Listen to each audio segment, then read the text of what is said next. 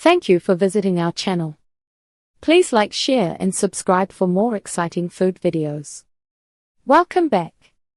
In part 1, we focused on choosing and prepping shrimp for frying. In part 2, we'll explore seasoning, batter options, frying techniques, and how to serve and reheat fried shrimp so it stays crispy.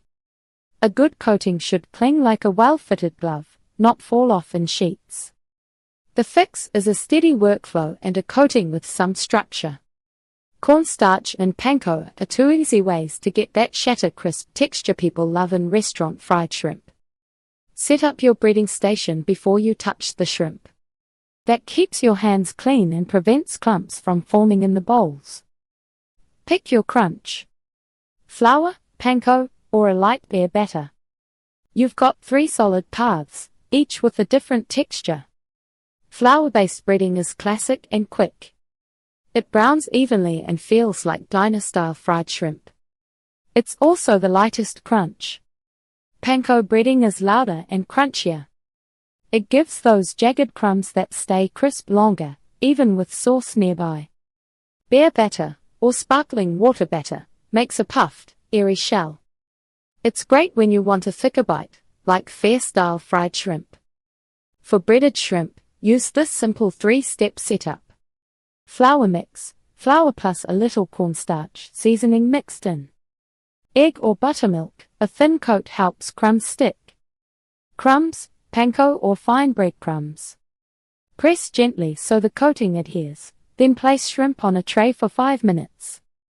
That short rest helps the coating set, like letting paint dry before you touch it. For a quick batter, whisk together 3/4 cup flour, 1/4 cup cornstarch, 1 teaspoon baking powder, and a pinch of salt. Add cold beer or cold sparkling water until it's like thin pancake batter.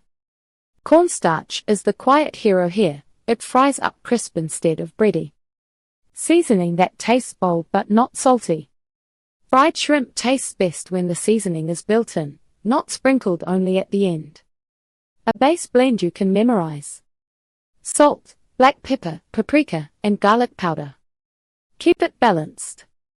Shrimp are naturally sweet, so heavy salt can cover that up. 2 easy variations. Cajun style: add cayenne and a pinch of dried oregano or thyme. Old Bay style vibe: add celery salt and a tiny pinch of mustard powder, or use a ready seafood seasoning you already like.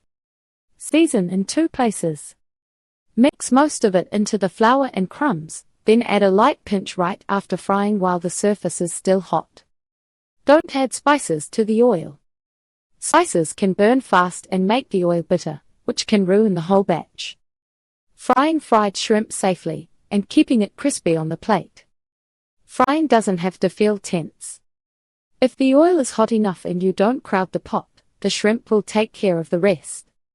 Think of hot oil like a bouncer at the door. It keeps grease out by sealing the coating fast. Use a heavy pot or deep skillet. Choose a neutral oil with a high smoke point, like canola, peanut, or vegetable oil. Fill only to a safe level so it won't bubble over when shrimp go in. Thank you for watching. Please remember to like, share and subscribe.